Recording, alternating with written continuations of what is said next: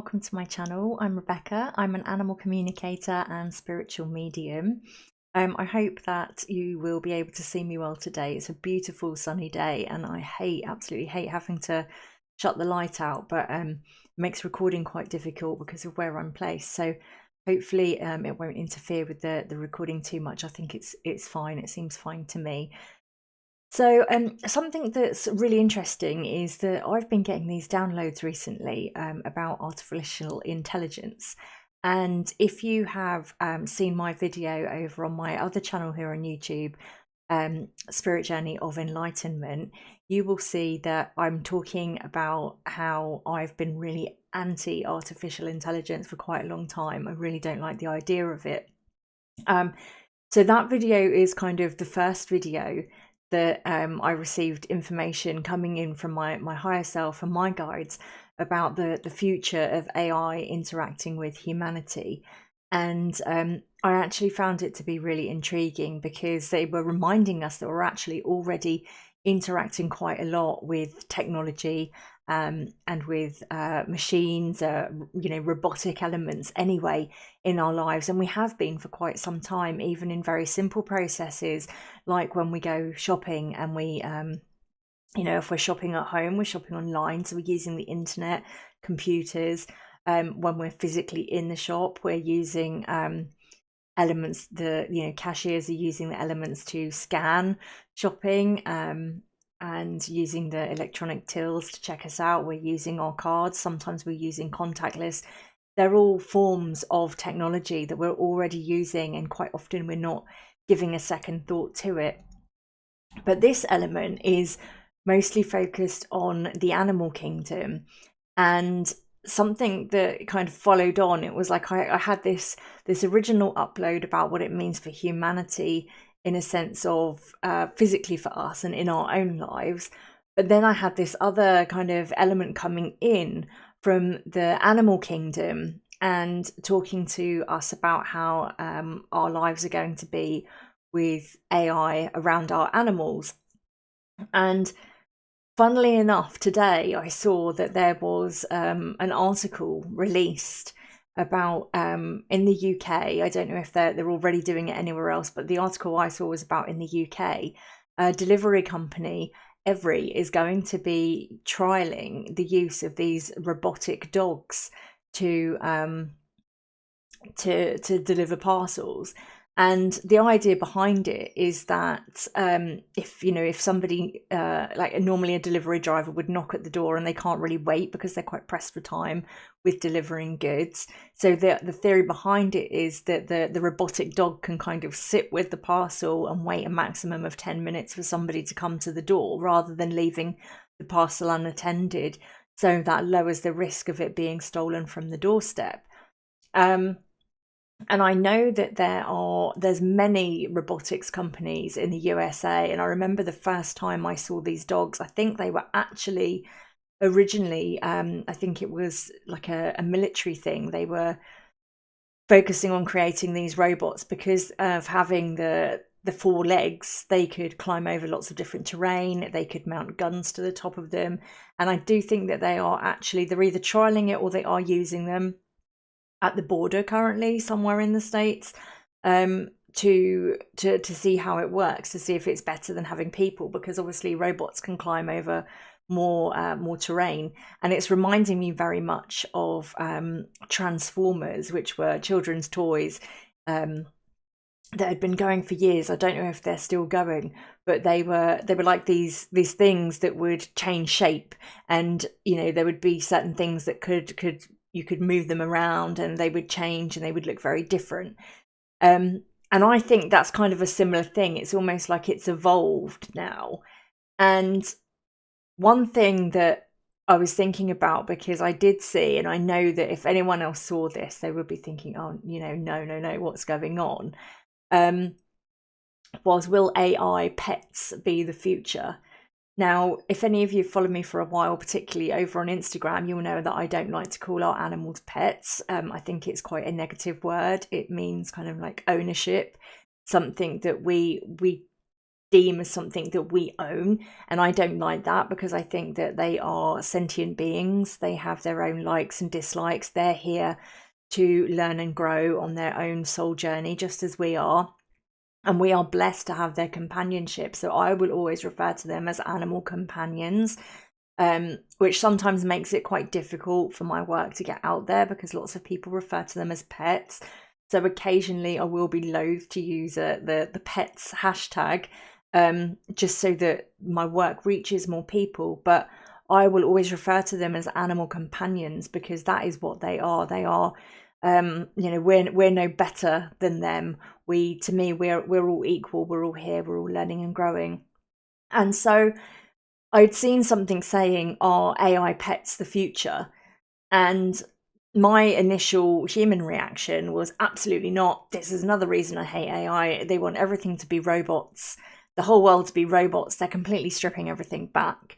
But as I said in my video over on my other YouTube channel, I was shown that they can't ever take the essence of humans away. We will always still be here, and we will always want to have that connection with each other, because the authenticity and the excuse me, the very spiritual nature of us is something that cannot be replicated, and it certainly cannot be replicated by machines.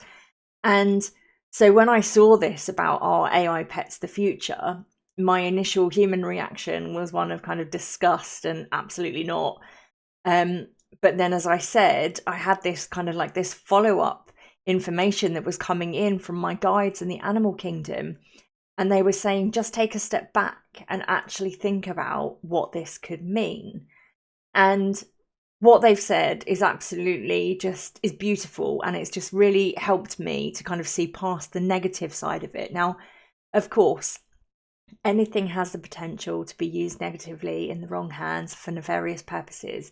We know and understand that, but it is our job on this path of, spiritual growth and enlightenment within our own lives to use discernment and to look, to see the whole picture, to see the good and the bad, and to always try to find this balance, and to shine a light whenever we do see the darkness, so that other people are aware. And it helps us all to kind of gain knowledge and navigate our way through life together. But what they were showing me was, think about the jobs that animals currently do that really aren't particularly nice for them. And whether people agree or disagree is absolutely fine. This is my personal feeling. I have a huge problem with the mounted police horses, because I know, and I have seen, especially in the last few years, some members of humanity treating them absolutely terribly, kicking them, punching them, throwing things at them, screaming, shouting in their faces. And I've been interacting with the energy of those horses that do want to come through and talk about their experiences. And so I know that that's a role for animals that we give to them, but they don't necessarily always feel comfortable in. Another area that I don't particularly like is using dogs for like the police dogs. Now, I know that many of those dogs are treated very, very well. They have very high ranking in the police force, and their handlers are often very, very bonded to them. So I can't fault that. I just don't like the fact that, you have a dog that's trained to perhaps run into a crime scene if there's a potential hostage situation, or somebody that could be carrying a weapon. They will send the dog in first. And I remember years ago reading a report from one situation, and they said, while it's very sad that the dog lost its life, it did in this situation. The dog, it went in after somebody who had a knife. While it's very sad, we would rather lose the dog than lose a police officer, which didn't sit right with me. It didn't sit right with me at all, because how can you say that their life is not as important as another animal's or another human's life? So again, bringing in these robot animals, robot dogs particularly, could assist with things like that. And I think once they have the blueprint perhaps of like a smaller animal, so right now they're trialing these robot dogs for things like delivery or for patrol. Once they have that blueprint, they can work on it and they can engineer it and they can make it better. So then they may be able to have robotic police horses eventually. They may be able to send robotic dogs or other robotic things into situations that are needed, like bomb disposal, things like that, or crime scenes where they don't initially want to send officers in, where they will have the technology to be able to assist them rather than using animals.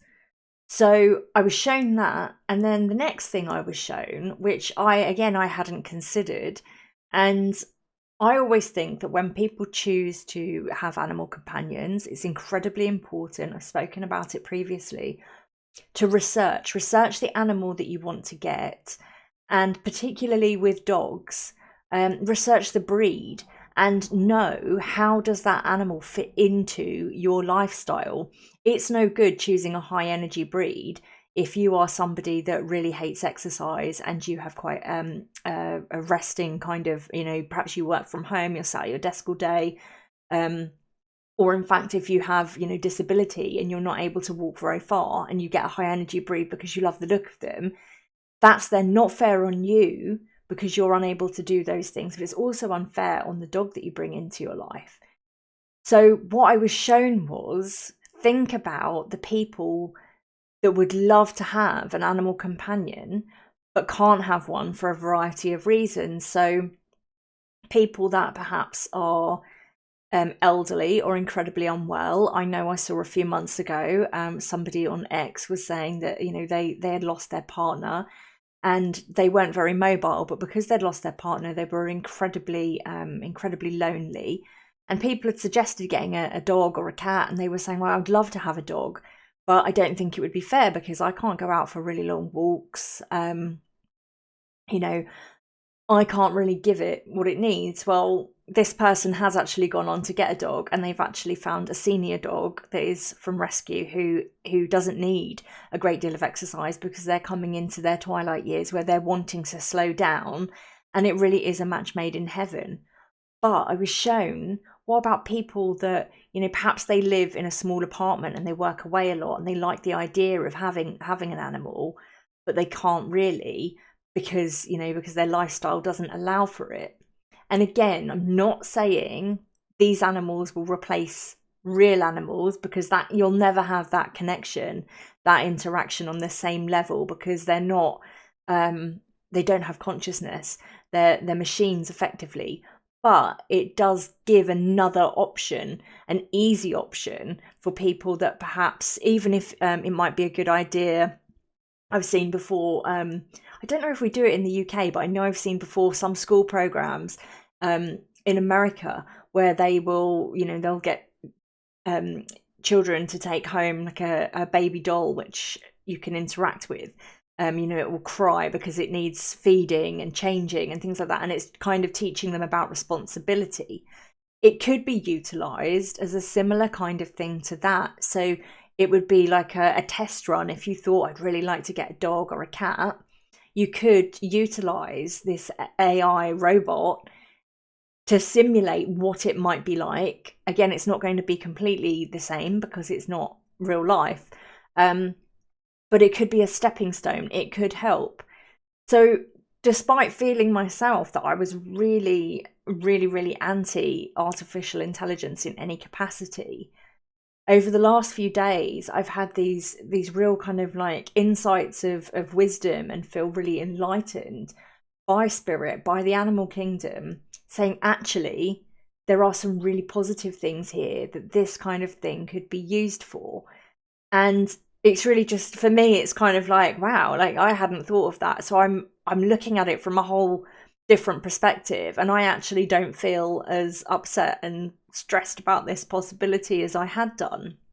And And I think as well, it was reminding me, the first thing I thought of was back in the 90s, I think it started. Do you remember the Tamagotchis, the little digital pets that you could have? And I remember, I never had one, but I remember my sister having one. And it would be like, I have to go, I've got to feed the Tamagotchi. And it was like trying to make sure this little digital creature, was looked after and fed. And again, it was a fun thing, but also you felt like you had a bit of responsibility to it. So I feel like actually this isn't as bad as we think. It could, from a point of view of safety for animals in working environments, it could actually release them from having to do those dangerous jobs that humans perhaps don't want to do. So that would be a huge plus for the animal kingdom and the kindness towards animals. And also for helping people to perhaps have a trial run. You could even have different robotic dogs that are programmed with the kind of traits that certain breeds would have, so that you could say, I want to take this one home for a week's trial and see how it gets on with me. And then you find out, this dog constantly wants to go out for walks.